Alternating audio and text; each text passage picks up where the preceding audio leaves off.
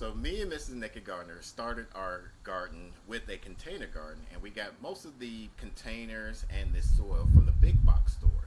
And that's been helping us through our first year. And we kind of want to do an experiment. It's kind of like a dual experiment where we're going to test the different types of soil and different type of containers to see which one thrives the best.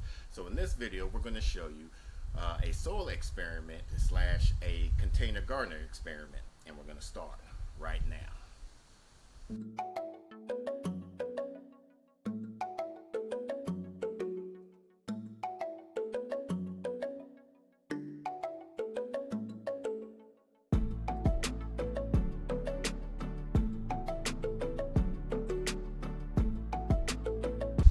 What's going on YouTube? It's your boy Sydney from the Naked Garden channel. In this video, we're going to show you an experiment that we're going to start doing on different types of soil and containers. Now for the containers, we have the plastic containers, then we have a nylon plastic bag container, and then we have the fabric bag container. And then for the different types of soil that we're going to be using, we're going to be using the Miracle-Gro premium potting mix. We're going to be using the Kellogg's potting mix, and then we're going to use the Big Grow potting mix, and then we're going to also show you how we make our own potting mix. Now the plants that we're going to use to have it as a controlled substance is we're going to be using this okra. This okra we got from Rob from the Essayons Family Garden. They sent us over some okra seeds, and these are the Red Velvet Okra. They grow anywhere from 4 to 6 inches long and almost about 5 feet tall. So we're going to plant each one of these in one of these containers, so that way we can show at the end of the growing season, show you the root ball of that, and basically during out the season, especially when we do our garden tours and even our Instagram page, we're going to show you the process of how each one of them grow. And this is also going to be our entry for Sampson Farms. They have a okra challenge, and basically for the okra challenge, to see who can grow the longest okra, and then I believe to see who can grow the most out of the okra. We'll put the description on that as well down below. But these okras, they're very drought tolerant. Most okras are very drought tolerant, so you don't have to worry about watering these. This is another good reason why we want to use a container for some of these products. They can grow in any type of soil. They're native to the African area, and they just thrive very well. And you want to be very mindful of these once they start producing their pods, because once they start producing there and you clip them, they'll just keep on producing from there. If you let them go from like this and you just let them go for the next 2 days, they'll wind up being way too long and too woody. You won't be able to really enjoy the pods from there. Now most people use okra in gumbos, and what the okra does, it allows the sauce to thicken. So with these okra, we're going to be doing a lot of canning, as you can see, and we're going to do a lot of picking. So if y'all know any good spicy canning recipes for okra, please comment down below. We're dying to learn a good recipe. The recipes that we've been using been a little bit too salty, so let us know. Okra has a lot of nutrient value. A lot of people don't like because they're kind of slimy. However, they contain a lot of minerals, a lot of vitamins, antioxidants, very high fiber, and potassium. So that's one good reason why you should eat okra. Alright, so how we're going to do this controlled experiment, we have 4 of each of these containers, and we're going to fill it up of these particular potting mix. And then we're going to put the okra, just one okra, in that container. And then when we fertilize it, we're going to put a controlled amount of fertilizer in each one, and we're going to be fertilizing each week until the end of the growing season, and find out how much that each plant is going to grow as tall, and we're going to weigh each harvest from each of the mixture here. So what we're going to do is we're going to start filling up all of these bags, and then I'm going to make our potting mix and set them along this fence line from here, and then we're going to start transplanting the okras.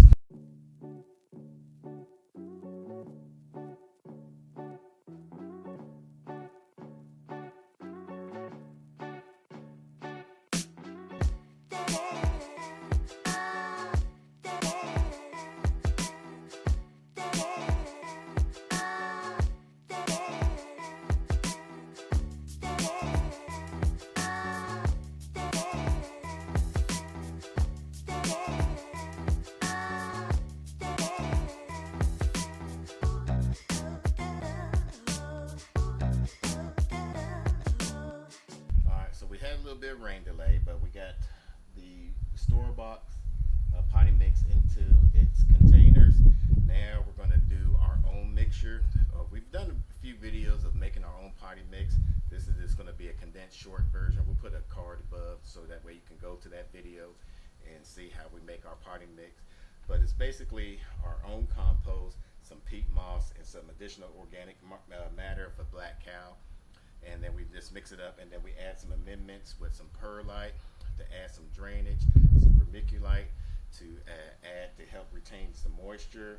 Then we'll add some worm castings for some nitrogen, and then we'll add this new fertilizer from Dr. Earth.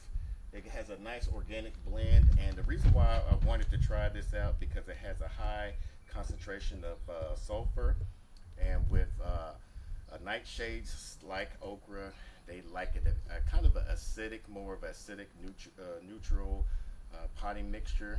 So this is going to help, that sulfur is going to help bring that pH level down, and that way we'll be able to, when we add fertilizer to the soil, it'll be able to, that okra will be able to intake. So we're going to mix these all in. We're going to do 1 part compost, 1 part peat moss, 1 part black cow, and then half and half of the perlite and vermiculite.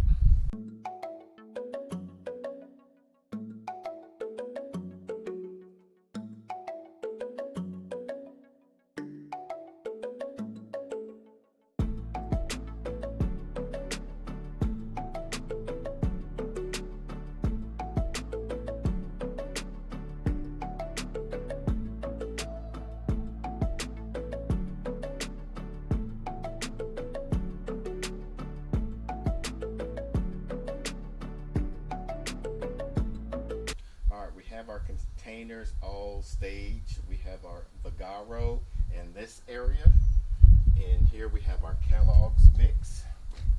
Here we have our Miracle Grow, and here we have our basically our own homegrown, homemade potting mix. And now we're going to add the okra from Essayons Family Garden. To each one of these, we're going to add 1 tablespoon or 1 scoop of equal scoops on all of them, and that's the only fertilizer we're ever going to use in all of these, so that we can have our control experiment going, so it doesn't say that we've done more or less of either one of them. Normally I would just do a handful, but just to see how we can control this and see which one produces the best one out of the container and grow a medium. This is going to be the best way to go from here. So we wetted it all down. When you transplant your seeds into your growing medium, you want to make sure it's nice and moist. If you're growing these from starts, normally for our area, it's best to grow it when your soil is about 55 to 65 degrees, or once you have already hit your past your frost. But I normally like to grow these indoors and all my seeds, because that way I'm not waiting for that seed to come up if I direct sow these. So we already got all of these sprouted up. I want to mention something. I actually started these on the 22nd. And today's the 28th. Yes. So less than a week. That's been, well, about a week worth of growth right here. Yeah. So what we're going to do now is I'm just going to dig a little hole right there. I'm going to grab 1 scoop, and we're just going to level it out like that. Mix it in there. Then we're going to mix it into the soil.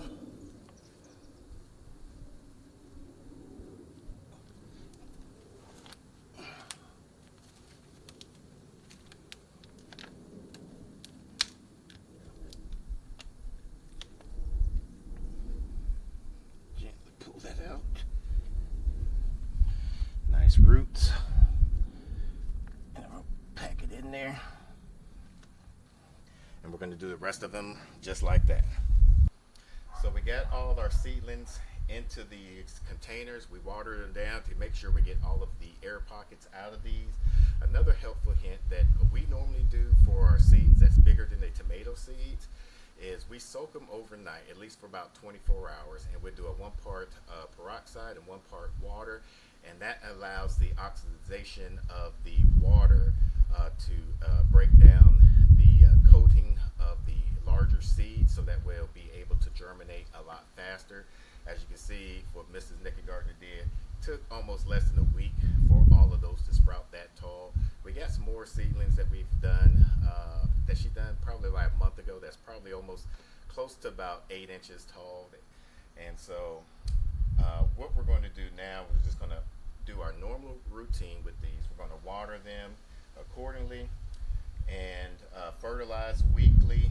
So now that we got these, we're going to just allow them to grow. Stay tuned on our Instagram page. We'll post pictures of updates of how they're doing. We'll put the links down below. So Nathan from Sampson Farm, we're coming for you. You and the other contestants are going for your challenge. We're taking the crown this year. So if you don't know about his challenge, we'll put the links down below to his channel and his playlist, so that way you can follow along with other contestants that are doing the Okra challenge for this year. Now, we do a lot of garden tips. We'll put a playlist above here, so that way you can watch what we do in our garden. If you haven't done so already, make sure you give us a thumbs up. And if you're new to the channel and you haven't done so already, make sure you hit the subscribe button and hit the bell icon so you don't miss an upload. Until the next video, let's grow together.